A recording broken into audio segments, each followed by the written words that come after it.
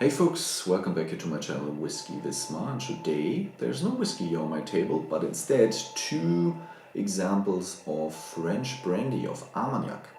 And I already poured a glass of each to let it sit here a little bit, breathe a little bit, and before I get into these examples and what these are about, I'd like to introduce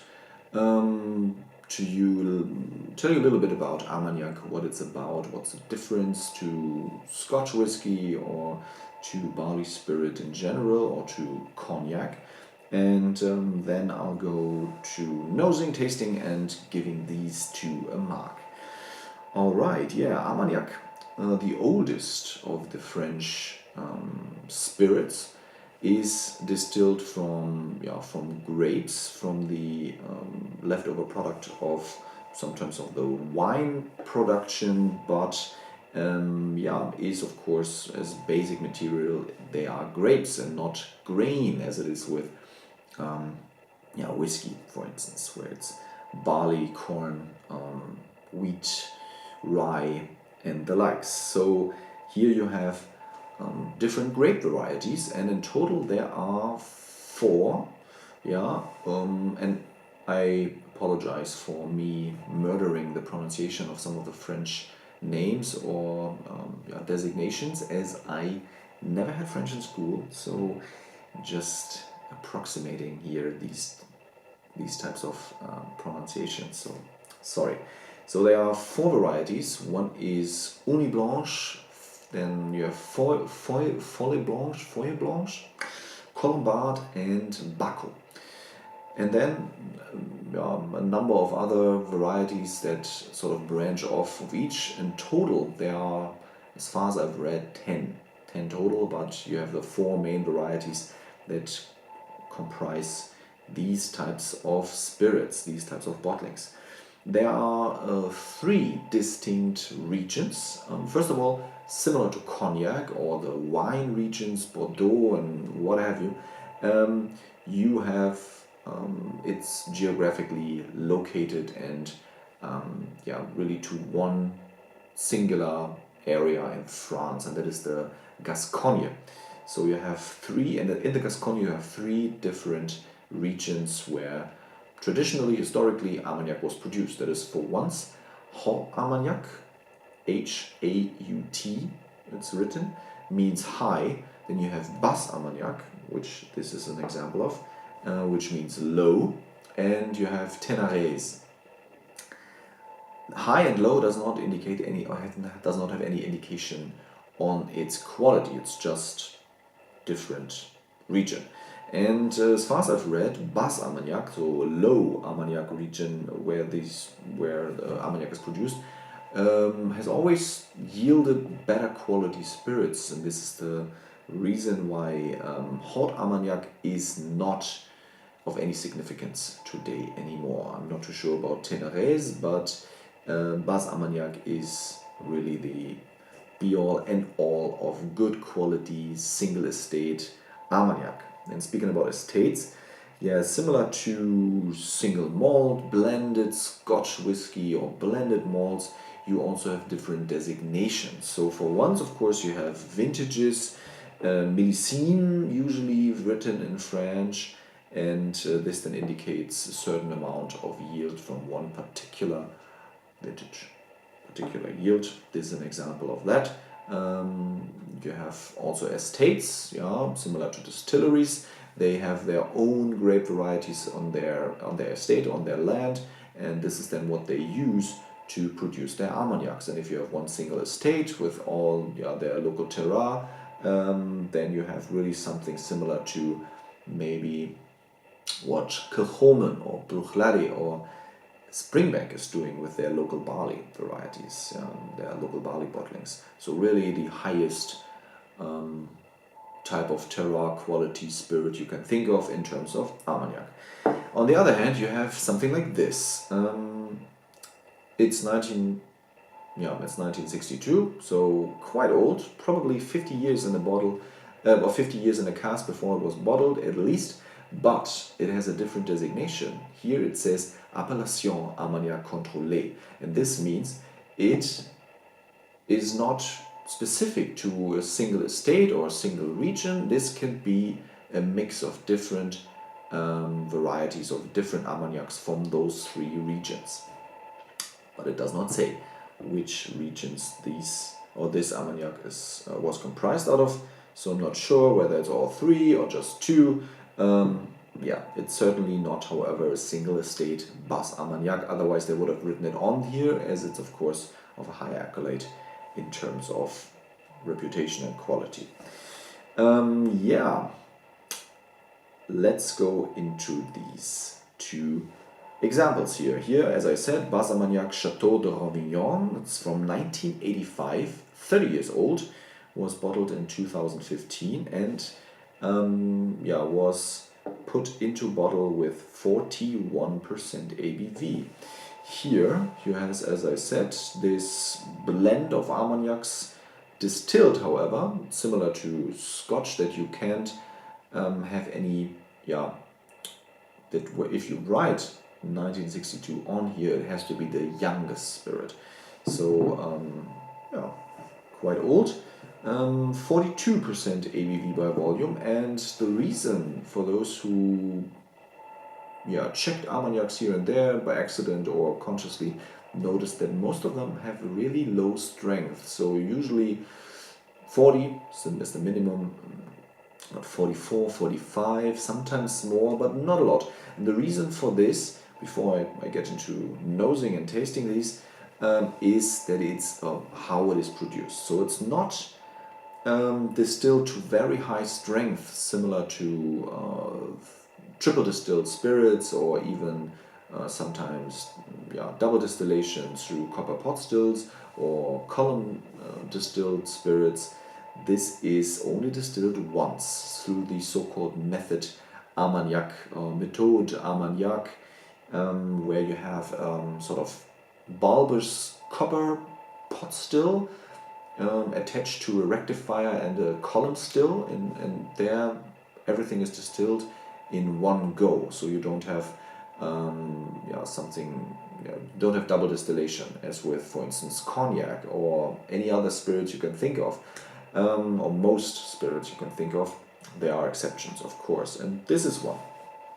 So only distilled once, and it leaves the still with 52% ABV at a maximum. So hence, the lack of really high strength rocket fuel types of Armagnacs on the market simply doesn't exist, unless, of course, you have a very favorable relation or ratio between evaporation of water and the alcohol, which may happen, but it's very rare. Usually alcohol evaporates faster than water, hence the reason why the ABV goes down most of the time. But as again, there are exceptions. Okay, I'll nose it, taste it, and give it a mark. I'll start with the 1985.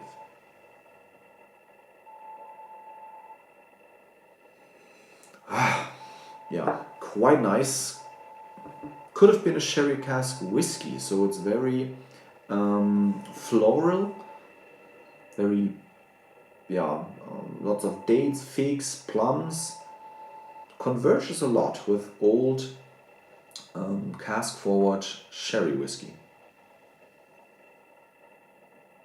Only if you really think of it and try to remember that this is in fact not from a malted barley, it was not produced on malted barley, you really sense that there is something else in this, that it is in fact grapes that this was distilled from. So white grapes, white grape juice, quite sweet, and also lots of oak. So eucalyptus, slight eucalyptus in the back, but very gentle. From the nose at least, it's a perfect alternative to sherry cask whiskies so far. Yeah, absolutely. So interesting. Now the 1962, and this is much different. This cannot be mistaken for whiskey, for single malt whiskey, not even for Irish. Chestnuts, caramel, lots of caramel sauce, and chocolate, milk chocolate, verging into dark chocolate. Not nearly as sweet. There's sweetness here, but not nearly as sweet on the nose as this one. And much more oak. Indicated by the color. So this is really brown, this is treacle, this is old oak, teak.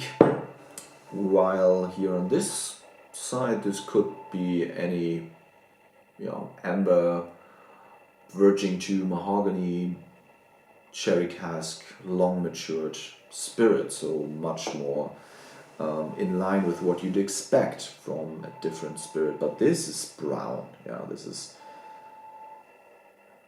different stuff. Very oak forward, but absolutely aromatic. These two are not light spirits at all. This is punchy stuff. Pretty much the antithesis to what cognac is supposed to be. Yeah, cognac is really this velvety stuff that is blended to perfection, so that you can that it just floats over your tongue, and it's very floral, very light at times, at least, if you have those products from those large blending houses, the big four producers that there are. But here, not so much. Very expressive stuff. So, give it a go.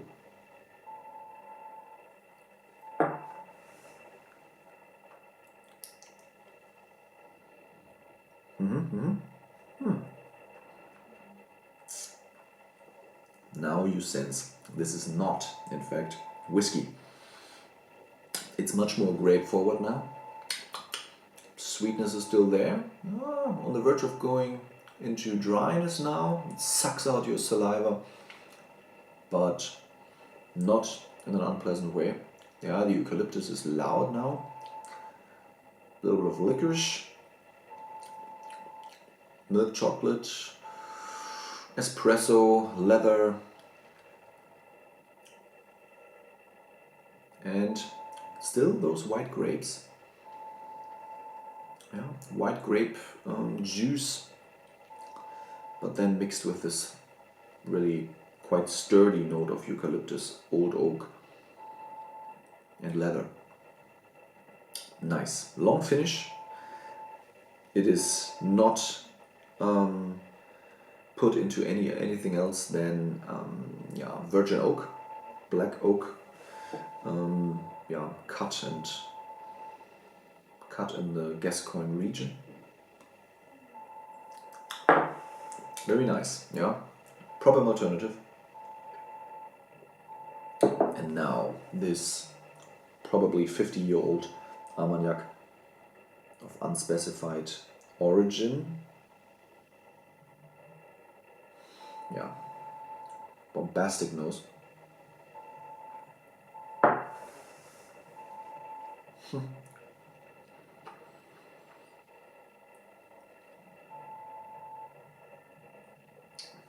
The alcohol is ever so present with both of these, while only hovering slightly over 40%.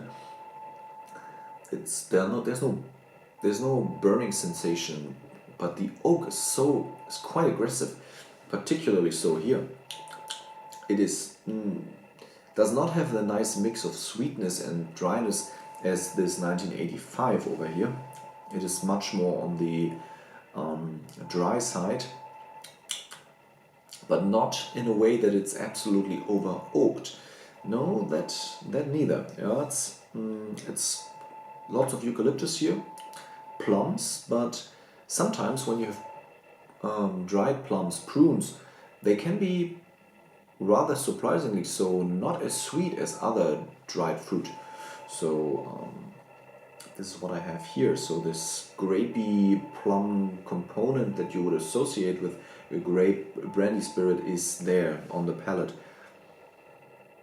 But yeah, those chestnuts and caramel are so pronounced on the nose. Then on the palate, not so much anymore. Yeah, it's changing. But it's still very nice products. Yeah, quite long finish as well. So 50 years in oak.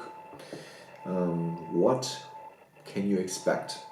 So yeah, the tannins are still there. Now it's a little bit of vanilla, even caramel. Less licorice than here. So this has a profile closer to whiskey. This is really different. Quite odd, quite interesting, but not unpleasant. Not at all. So, what would I mark this? Well, it's difficult for me to do so, as I of course don't have as much experience, if you call a few hundred whiskeys experience, but yeah, just a guess. Yeah, I would give this 1962 88 out of 100. And the Single Estate Chateau de Ravignan 30-year-old Armagnac from the Bas-Armagnac region, 90 out of 100. So pretty nice. Yeah, this is.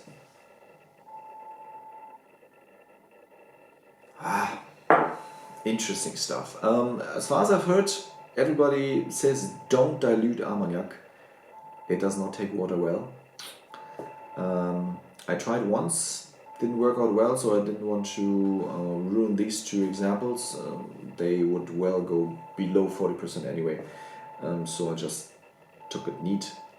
I hope you enjoyed this. Let me know if you had a good Armagnac that you can recommend in the comments below. Have a nice time now ahead of Christmas, and then I'll see you again next time with a proper whiskey review.